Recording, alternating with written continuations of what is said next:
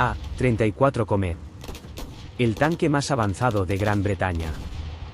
La máquina que fue ocultada hasta el final de la guerra. Año 1944. Normandía. Los tanquistas británicos mueren por decenas cada día. Sus Shermans y Cranwells arden como cerillas tras el primer impacto de un proyectil alemán, y su fuego de respuesta resulta inútil contra el blindaje frontal de los Panzers y Tigers. Las tripulaciones llaman a sus vehículos fosas comunes sobre orugas, porque solo unos pocos logran salir de un tanque alcanzado. El alto mando exige a la industria lo imposible: entregar al ejército una máquina capaz de luchar en igualdad de condiciones contra los felinos alemanes.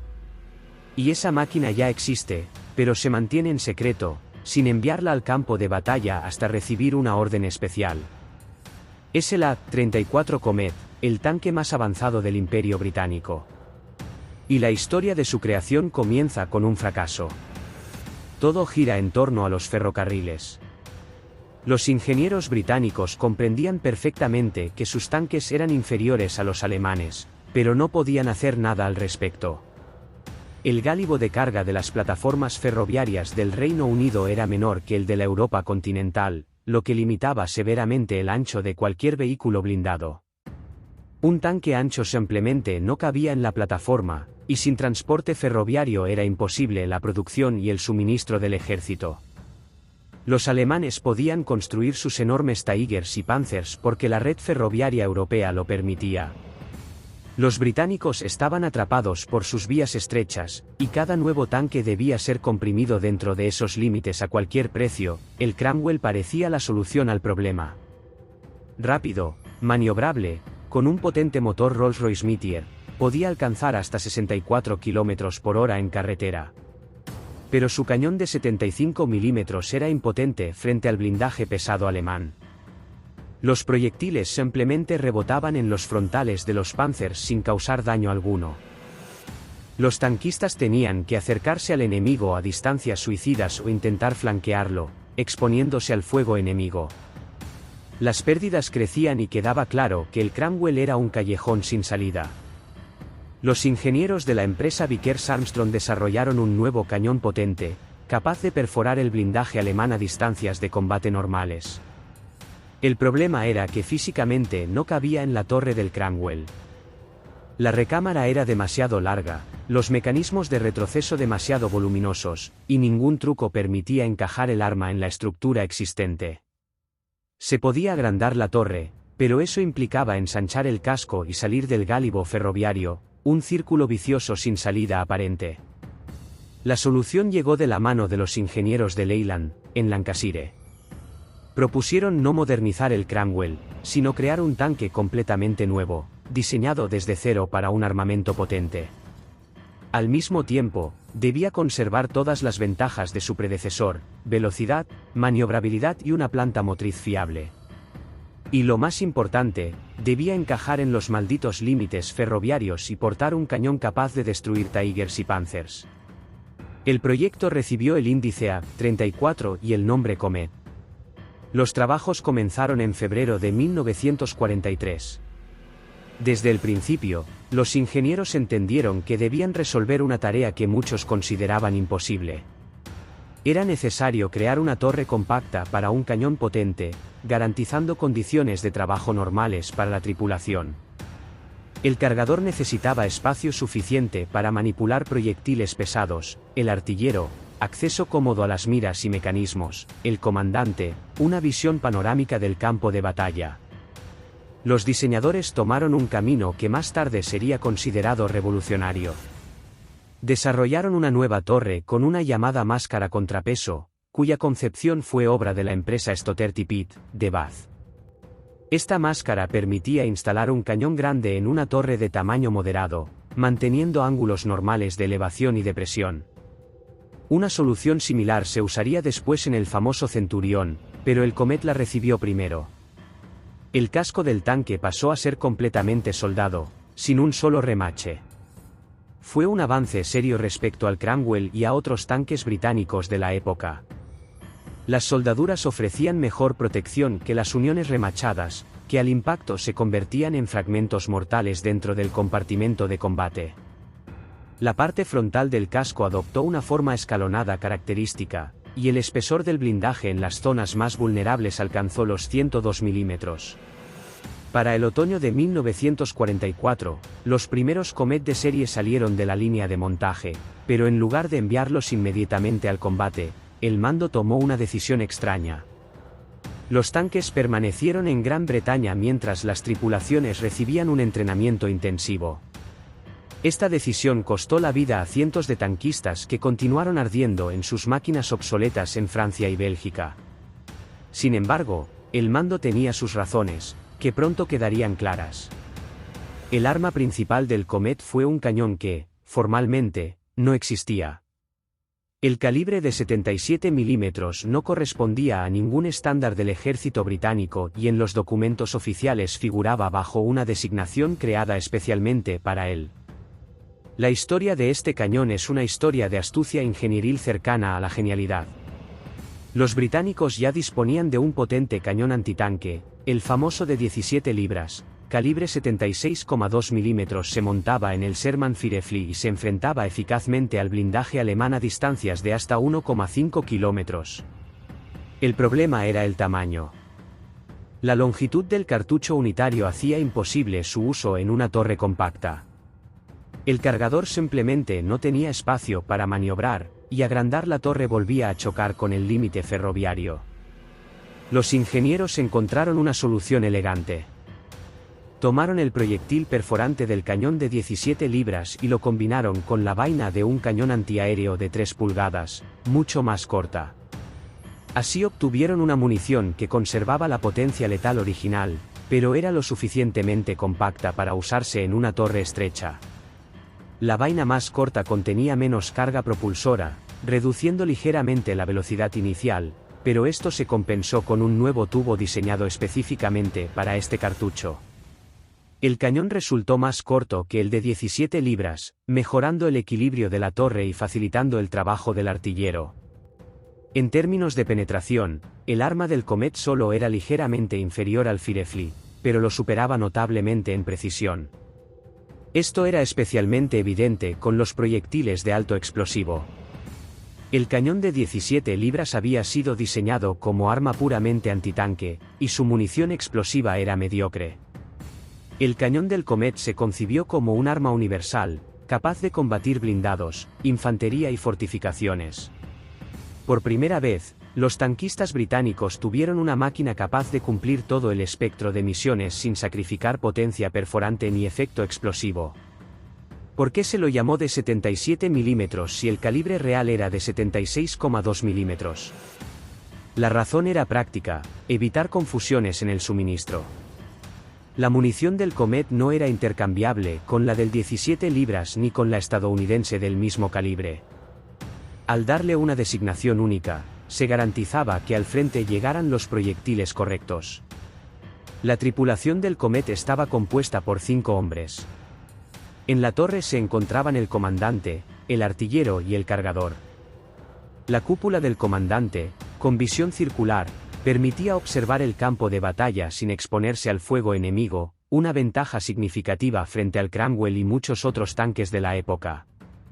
En la parte frontal del casco se ubicaban el conductor y el operador de radioametrallador, encargado de la ametralladora Besa montada en una rótula a la izquierda del conductor. Aunque esta disposición era considerada obsoleta por algunos, en la práctica se mostró eficaz, especialmente en combate urbano. La planta motriz se heredó casi sin cambios del Cranwell. El motor Rolls-Royce Meteor de 12 cilindros desarrollaba 600 caballos de fuerza, proporcionando una excelente movilidad a un vehículo de 32 toneladas. La transmisión Merritt Brown se ubicaba en la parte trasera y ofrecía 5 marchas hacia adelante y una atrás. La suspensión Christie recibió una mejora importante, rodillos de apoyo para la rama superior de la oruga.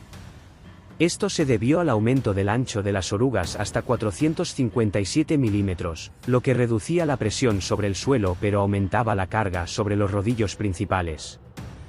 Más tarde se comprobó que el tanque podía funcionar perfectamente incluso sin estos rodillos.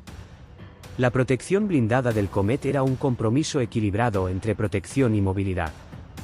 El frontal del casco tenía 74 milímetros, los laterales 32 milímetros. La torre estaba protegida por blindaje de entre 63 y 102 milímetros en la zona de la máscara del cañón. No hacía al tanque invulnerable, pero daba a la tripulación una posibilidad real de supervivencia a media y larga distancia. La producción en serie se desplegó en las fábricas de Leyland, y para finales de 1944 el ejército comenzó a recibir las primeras unidades. En total se construyeron unas 1.200, pero su llegada al frente fue sorprendentemente lenta. En diciembre de 1944, los alemanes lanzaron un poderoso contraataque. El frente se resquebrajó. Divisiones estadounidenses quedaron rodeadas y las unidades blindadas británicas fueron enviadas de urgencia a los sectores amenazados. En ese momento, la 11ª División Blindada recibió sus Comet, pero la orden de entrar en combate no llegó. La razón era simple: los nuevos tanques requerían tripulaciones bien entrenadas. El mando decidió esperar unas semanas para formar unidades plenamente operativas. Mientras Shermans y Cranwells contenían el avance alemán, las tripulaciones de Comet se entrenaban en el sur de Inglaterra. El entrenamiento incluía conducción, tiro, coordinación interna y tácticas contra tanques pesados. Se enfatizaba que el Comet no estaba destinado a ataques frontales, sino a aprovechar su velocidad, maniobrabilidad y precisión para flanquear o emboscar al enemigo. El bautismo de fuego llegó en marzo de 1945. La 11ª División Blindada cruzó el Rin cerca de Wesel y avanzó hacia el interior de Alemania. Los Comet marcharon en el primer escalón. Los resultados superaron las expectativas. Podían abrir fuego eficaz desde 1,5 kilómetros, perforando los laterales de los Panzers y el frontal de los Panzer IV. Los tanquistas alemanes, acostumbrados a sentirse invulnerables frente a los cañones británicos, se encontraron ante un enemigo capaz de destruirlos antes de que pudieran disparar con precisión. La 29ª Brigada Blindada rompió las defensas alemanas, combinando potencia de fuego y movilidad. Donde Shermans y Cranwells se estancaban, los Comet maniobraban, rodeaban posiciones y golpeaban la retaguardia. La infantería alemana, sin medios antitanque eficaces, se retiraba sin combatir. La suspensión Christie permitía a los Comet moverse campo a través a velocidades inalcanzables para la mayoría de los tanques alemanes. Así terminó la historia de un tanque que llegó tarde a la guerra, pero demostró que Gran Bretaña había aprendido las lecciones más duras del conflicto. Los pesados Tigers quedaban atrapados en el barro del deshielo primaveral, mientras que los tanques británicos avanzaban con facilidad allí donde parecía que ninguna máquina de orugas podría pasar. Las orugas anchas distribuían el peso del tanque sobre una superficie mayor, y donde los Panzers se hundían en el barro hasta los rodillos, los Comet avanzaban con seguridad. Sin embargo, la guerra es guerra, y las pérdidas eran inevitables.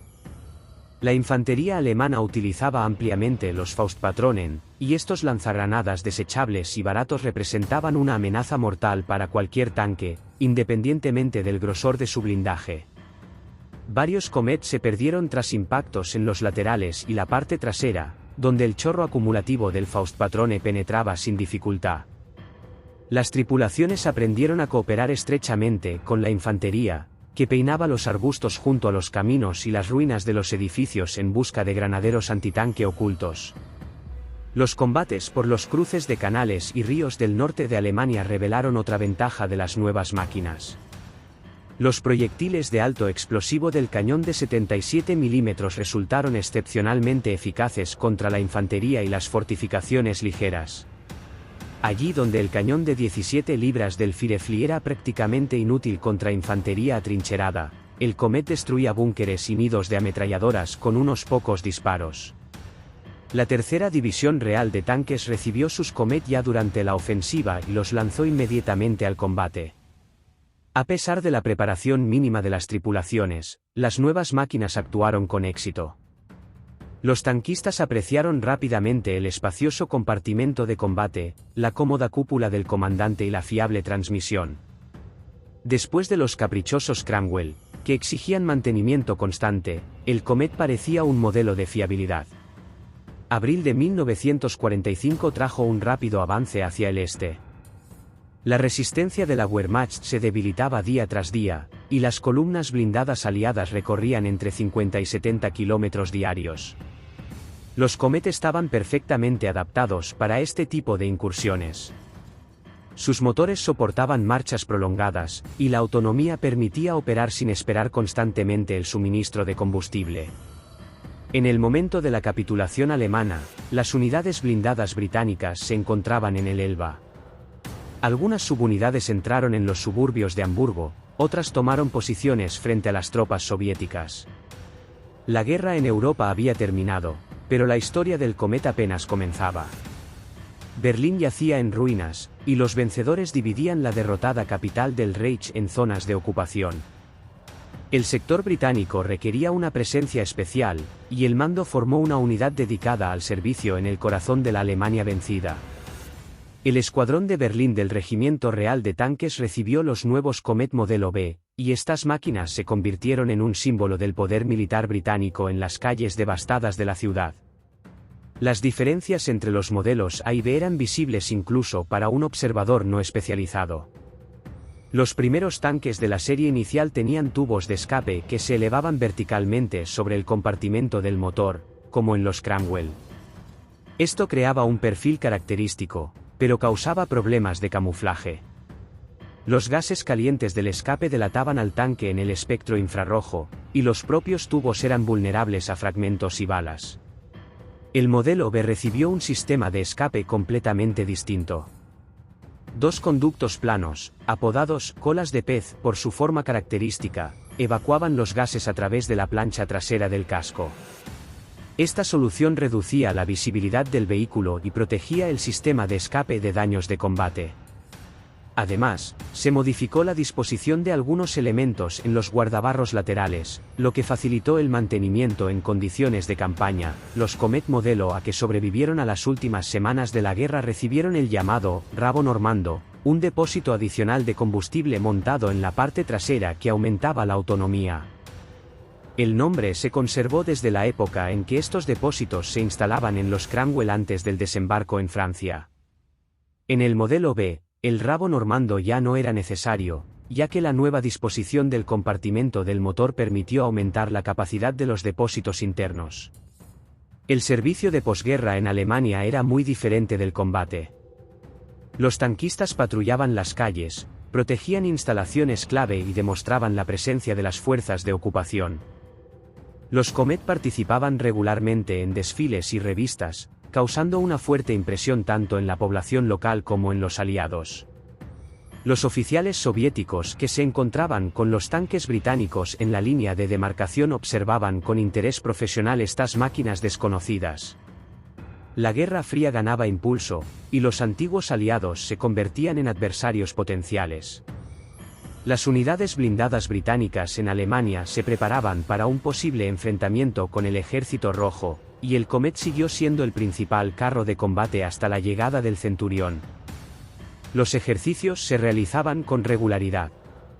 Las tripulaciones practicaban acciones defensivas en las direcciones probables de un avance soviético. Mientras tanto, la industria británica continuaba perfeccionando el diseño. Algunas máquinas recibieron suspensiones reforzadas, otras nuevos sistemas de comunicaciones.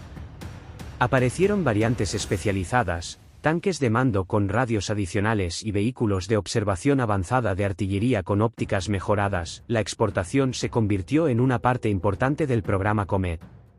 Gran Bretaña buscaba fortalecer sus vínculos con los aliados de la OTAN. Finlandia, manteniendo su neutralidad pero temiendo la presión soviética, adquirió una partida de estos tanques. Irlanda, tradicionalmente distante de la órbita militar británica, también compró algunas unidades. La Unión Sudafricana recibió Comet para sustituir a sus Shermans obsoletos. Birmania, recién independizada, los incorporó a su joven ejército. Cuba, aún no socialista, adquirió un pequeño número para sus fuerzas armadas. Portugal empleó estos tanques en sus colonias africanas, donde patrullaban caminos rurales y reprimían levantamientos partisanos. El clima ecuatorial fue una dura prueba, los motores se sobrecalentaban, los filtros se obstruían con polvo laterítico rojo y las juntas de goma se resecaban bajo el sol implacable. Aún así, la estructura básica resistió.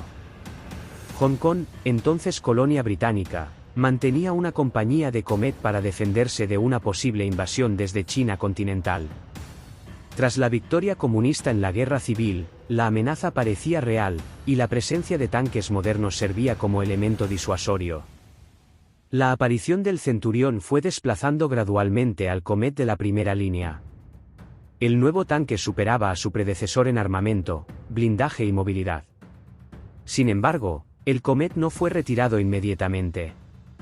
Se transfirió a unidades territoriales, se usó para entrenamiento y prestó servicio en colonias donde el riesgo de enfrentar blindados modernos era bajo. El 25 de junio de 1950, las fuerzas norcoreanas cruzaron el paralelo 38 e iniciaron la ofensiva hacia el sur. La ONU autorizó la intervención militar y Gran Bretaña envió tropas como parte del contingente internacional. Entre el material enviado a Corea se encontraban los Comet, que debían enfrentarse a condiciones completamente nuevas. El teatro coreano difería radicalmente de las llanuras de Europa occidental. Cordilleras montañosas, valles estrechos, arrozales con suelos inestables y carreteras primitivas complicaban el uso de blindados. Los pesados Pershing y Patton estadounidenses tenían dificultades para superar pendientes pronunciadas, y los puentes de madera colapsaban bajo su peso. El Comet, con sus 32 toneladas, era más ligero que la mayoría de los tanques aliados, lo que le daba ciertas ventajas. El 8º Regimiento Real de húsares irlandeses actuó en el sector central del frente, apoyando a la infantería en combates de montaña. Sus Comet trepaban por carreteras en zigzag donde cualquier tanque podía convertirse en un blanco fácil para un granadero oculto en la ladera. Las tripulaciones aprendieron a avanzar pegadas a las paredes rocosas y a disparar desde paradas breves. Los tanques norcoreanos T-34-85 eran un adversario serio. Estas máquinas soviéticas, ya probadas en la Segunda Guerra Mundial, volvieron al combate. Los enfrentamientos fueron pocos, ya que la supremacía aérea aliada había destruido gran parte de las fuerzas blindadas norcoreanas. En los combates que sí ocurrieron, el cañón de 77 mm perforaba con seguridad el blindaje inclinado del T-34. Los inviernos de 1950 y 1951 se convirtieron en una dura prueba. Las temperaturas caían hasta 30 grados C. Los motores no arrancaban sin calentamiento previo, los lubricantes se espesaban, las orugas perdían elasticidad y las ópticas se cubrían de escarcha desde el interior. Las tripulaciones encendían hogueras bajo los tanques para ponerlos en marcha. Tras la entrada de los voluntarios chinos, los tanques se convirtieron en puntos de fuego móviles, disparando proyectiles explosivos y ametralladoras contra oleadas de infantería. El abundante suministro de munición del Comet salvó a más de una unidad de infantería. Después de 1951, la guerra se volvió posicional. Los Comet se usaban cada vez más como posiciones de fuego fijas, enterrados en alturas dominantes. La guerra terminó en 1953 con un armisticio que sigue vigente. Tras Corea, los Comet continuaron sirviendo en distintos países. Las últimas unidades británicas se retiraron a finales de los años 50, pero en otros ejércitos permanecieron mucho más tiempo. En Birmania combatieron a insurgentes en la jungla, cruzaron ríos fangosos y asaltaron campamentos fortificados. El último uso conocido en combate ocurrió a principios de los años 70. Para entonces, el tanque estaba obsoleto frente a misiles y granadas modernas. La era del Comet había terminado, y los ejemplares supervivientes pasaron a museos o al desguace.